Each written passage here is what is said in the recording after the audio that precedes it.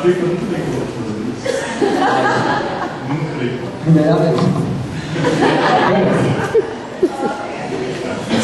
Sim, é interessante, Simone, colocar a questão de a gente ter sempre alunos nos nossos encontros, né, porque a gente lembrar um pouco, né, para quem que nós estamos aqui, certo? Então, assim, eu acho que nós somos muito,